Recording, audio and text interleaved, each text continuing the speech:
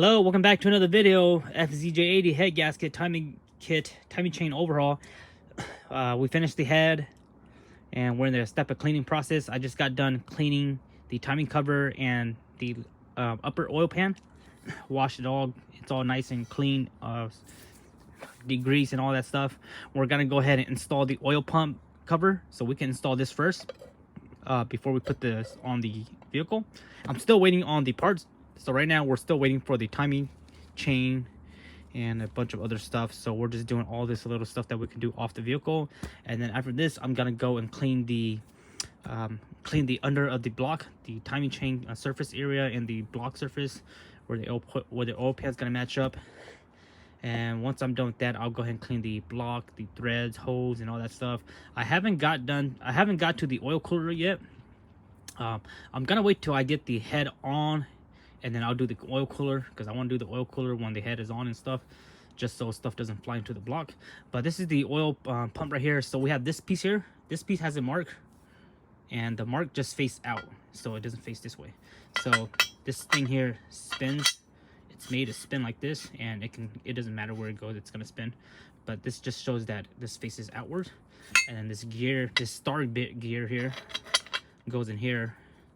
And the way it is just flows. You guys see how it's moving? So before we put that in there, we're gonna go ahead and put some, you can use motor oil, whatever you prefer. I'm gonna use this new stuff called Ultra Slick Assembly Grease Lube. And then after that, we'll put the oil pump gasket and then seal it up. I went ahead and replaced the bolts. If you guys remember the bolts, they are the JIS number 3. I went ahead to the hardware store and got these hex one, and they're much better, less hassle in the future. I will go ahead and put some Loctite. So put some blue Loctite just so it's nice in place. And this is a M6 by 20 mil, I believe. You can use 16 mil or 20 mil, that'll be fine. So let me go ahead and do this real quick. This assembly lube is super sticky, it's very lubey, but it's nice and tacky. So went ahead and put some around the star, the main gear, and put a little bit just on the seal here, the oil pump gasket. You can see why it's so much easier, because you can lay the timing cover flat, and then you'll go ahead and mush this on versus trying to do this vertical when this is on the vehicle. So we're gonna go ahead and put this on and then slap on the bolts. Make sure everything's nice and clean. Man, isn't that pretty? It's not super shiny, but man, it's way better than what it looked before. This thing was all greased up and caked up when I got it. So everything's locked tight, nice and tight in there. This is what the back looks like. You have the gear now. It's nice and smooth. It's very nice and smooth because the grease is in there. Make sure you put a semi lube in there. And then 3 main gasket, O-ring, and then rectangular O-ring. I'm gonna go ahead and clean this up. You can see there's some gaskets still in here. Some of the gasket left over, so we're gonna go ahead and clean up all the grooves. And that's gonna be it for the timing cover for now. Also forgot to mention, we can go ahead and install the front main seal. So let's go ahead and install this right now. You can do this now or when it's in the truck, and I think I'm just gonna do it now because it's much more easier since I have it on the table. So that's the part number 90311-52022, front main seal, just like that. Our front main seal right here. If you want to know how to press it in, you can press it in by hand. If that's giving you an issue, you can buy this piece right here. This is just the end cap of a 2-inch, and this fits perfectly over the lip. You don't want to hit this lip. So this goes right over the lip, just like that. Perfect mate. And then before we install this, I'm just going to put a small slick of RTV around the outer, so that it will just seal this part right here. Fill up any grooves and stuff like that. Not a lot, just a little bit. A very thin coat. This is some pretty old RTV right here. That should be enough right there, so you guys see that. And then we're gonna go ahead and make sure it's nice and even, almost like a lubricant too, to get it going. Versus in the truck. So just like that, guys, nice coat over it.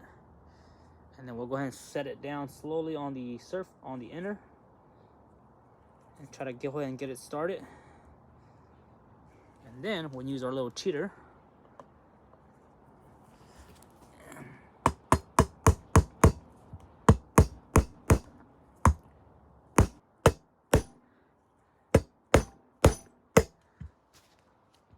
Nice, I think it's in. Make sure it's nice and flush. Clean up any excess RTV that pops out, squeezed out, that came out. This is all Toyota parts too. We're using OEM seals, OEM everything.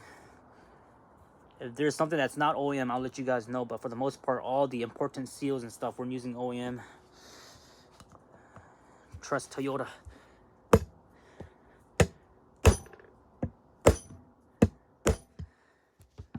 So there you go, nice and flush. And then on the back of it, you can check the back and make sure it's nice and flush. So everything looks really nice. Super good, guys. Front main seal. I want to make this engine leak free, so once we put this back together, it needs to be leak free to meet my standards. That's what it looks like right there. Pretty.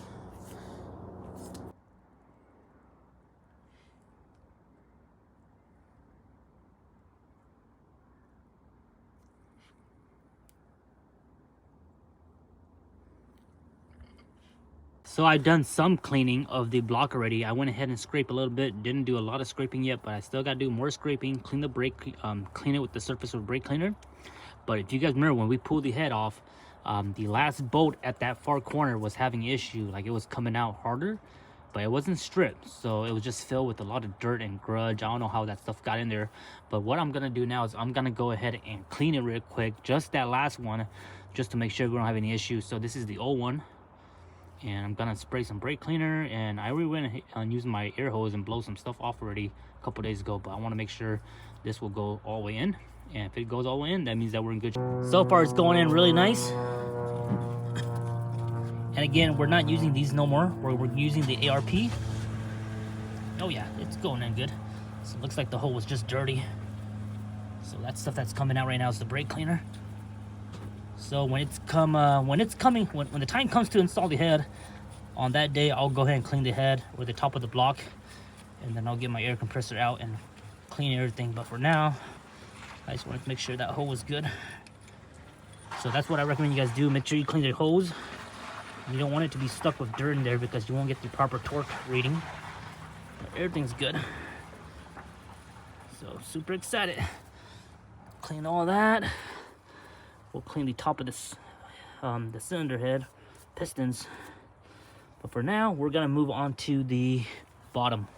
We're gonna go ahead and clean the bottom of the block and the front timing chain area. And then the oil cooler, like I said earlier, we'll go ahead and deal with the oil cooler once we get the head on.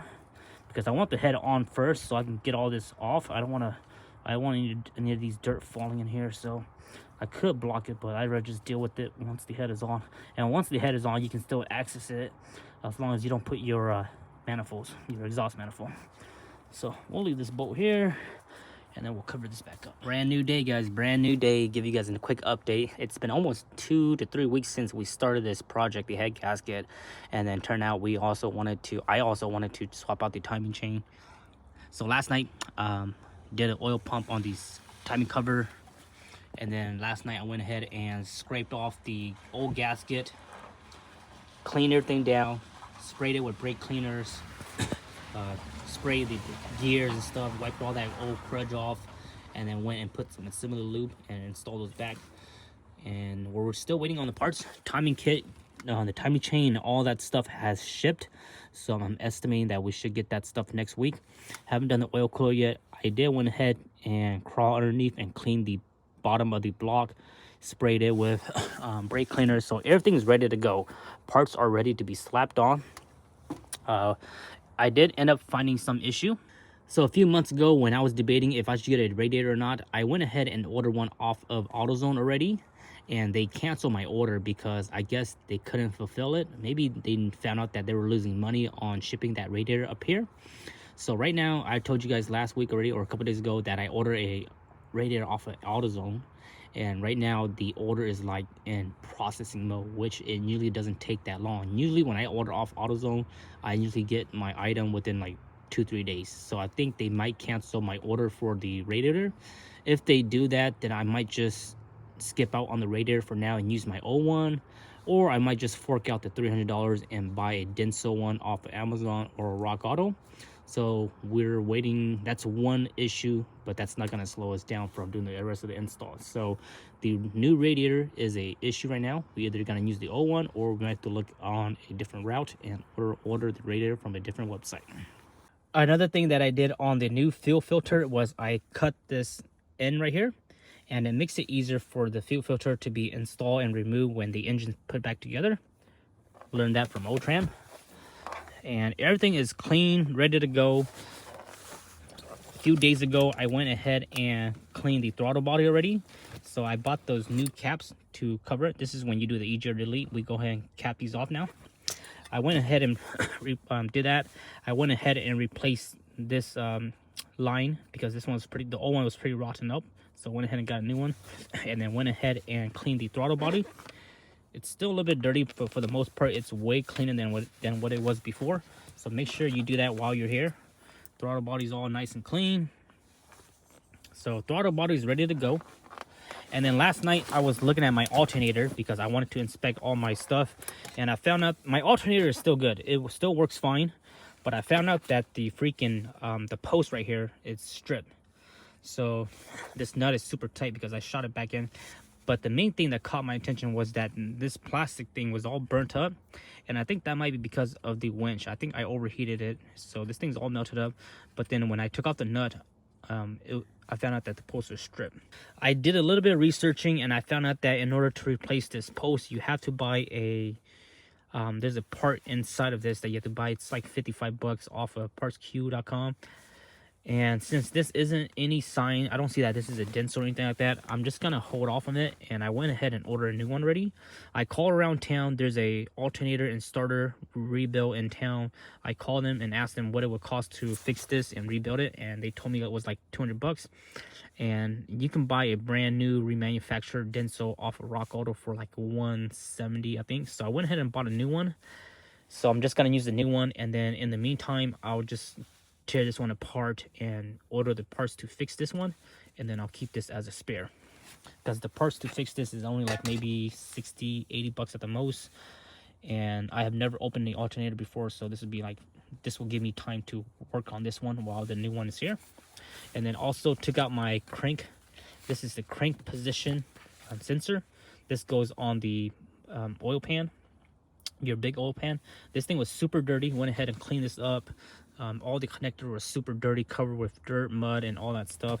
Went and cleaned that up, and then you're supposed to reuse a new O-ring, but I think mine here should be good, so we'll go from there. So all that stuff is ready. And then another thing that I purchased was this crank pulley holder.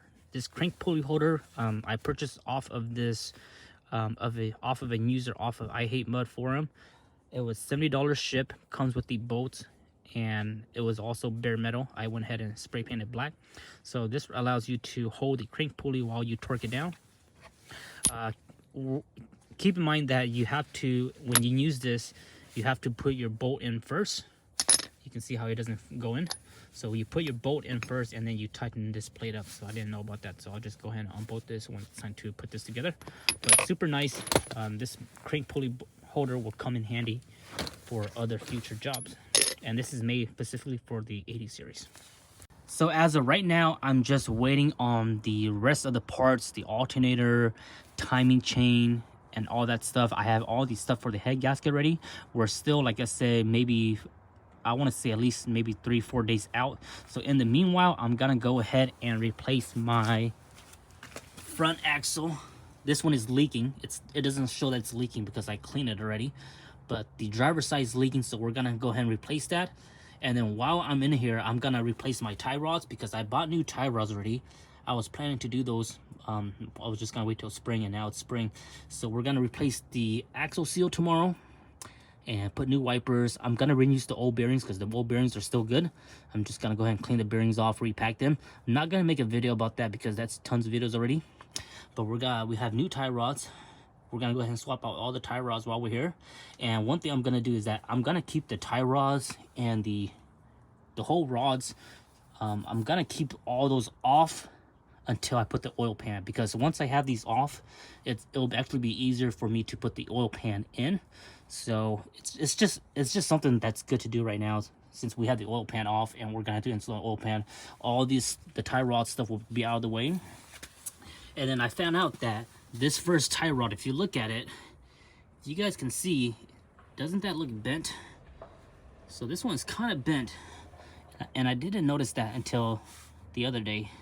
So once I get this off, I'm gonna try to bend it back, and then I might put this one in the Lexus, and then the Lexus one I might put in this one, because the Lexus one I believe is still straight and it's not as rusty as this one. So I'll see how that goes. So we're gonna put new tie rods here, and the one on the back. So that's gonna be all for this video here. Just a little quick update for you guys. Right now, like I said, we're done with the cleaning process. Right now we're just waiting on parts. So right now we have some spare time. We're gonna tackle that knuckle seal tomorrow, and I'll keep you guys posted in the next few days once we get more parts in, and go from there. Thanks for watching.